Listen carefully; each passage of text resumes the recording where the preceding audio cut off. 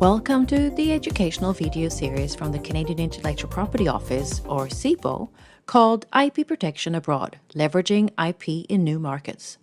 This video series is divided into 5 separate videos. In this video, you'll get a quick overview of what you'll learn in each of the 5 videos. In the first video, you will learn about some of the common intellectual property or IP mistakes that can have a serious impact on a business when its operations, product or services are going abroad. For example, many businesses don't know that IP rights are territorial, so they start planning for their IP abroad too late and may disclose critical information as a result. Another common mistake is to think that IP rules and regulations are the same everywhere. People underestimate the value of researching both existing IP and IP laws and regulations, as well as working with the experts to plan how to take their IP abroad.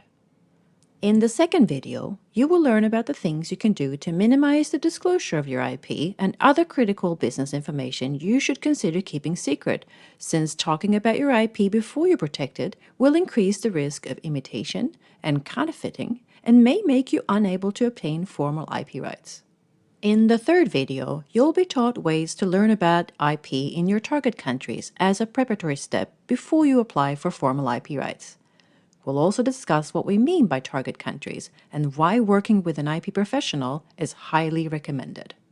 In the fourth video, you'll learn more about the ways to apply for IP rights abroad. International protection can be a complex process, so we recommend filing with the help of an IP professional, such as a registered agent.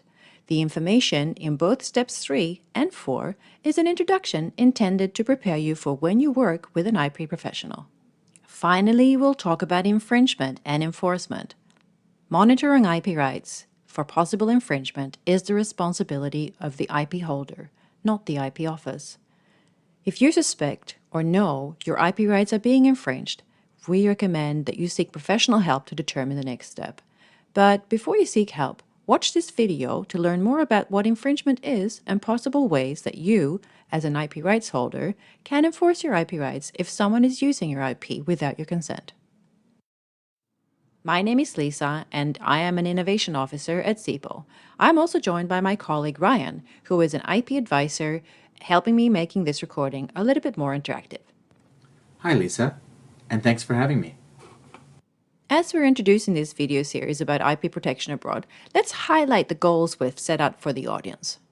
We'll go through a lot of information in these videos, but we're basically focusing on 3 areas. Number 1, we want people to know about the most common IP mistakes people make as they take their IP abroad and how to avoid them. 2, we want our audience to know how to prepare for taking their IP abroad, including what information they'll need and how to find it. 3, and most importantly, the audience will appreciate that IP rights abroad can be a complex matter.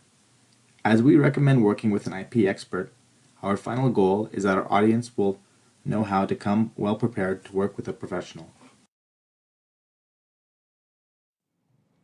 Yes, protection abroad can be complex, but it can also give your business leverage to grow.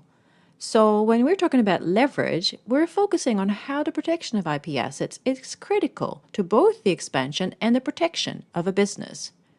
First, you want your IP protected to enable your expansion. If your IP is only protected in Canada, you may have very limited leverage, if any, of your IP when you take your business abroad. As a business is expanding abroad, exploring new export markets, partnering with a manufacturer outside Canada, or importing parts for sale in Canada or elsewhere, protecting IP in these places is fundamental before you enter into discussions and contracts that can make the opportunities real. Second, having proof that you carefully protected your IP can also be the only way you can take action if someone is using your IP without your permission. But before we start, let's explain to the audience why we're doing this video series and why we want the audience to be smart about IP. IP rights are territorial and managed by IP offices of countries around the world. In Canada, CIPO is responsible for the administration of most Canadian IP rights. At CIPO, we register and grant IP rights such as trademarks, patents, copyright, and industrial designs. CIPO is part of the Government Department of Innovation, Science and Economic Development Canada, And aside from administering IP rights, we also provide a quasi-judicial function for trademarks and patents, and work to raise awareness for the effective use of IP. Our goal is to increase the awareness and effective use of IP by Canadians. To this end, we provide a range of products and services free of charge to help Canadian companies gain a better understanding of the importance of protecting and managing their IP assets. This video series is aimed at an audience with a basic understanding of the different types of IP. So if you think you need to learn about the basics of IP, take advantage of our free IP course material at canada.ca/IP-academy. We recommend that you go to the IP Foundation's online learning section on the IP Academy page and check out the Discover Intellectual Property module before you learn about IP abroad. Also, make sure to watch other educational videos available on our YouTube channel. Here is a list of the videos on IP protection abroad. These are individual videos and part of a playlist. Stay tuned for the next video on common mistakes.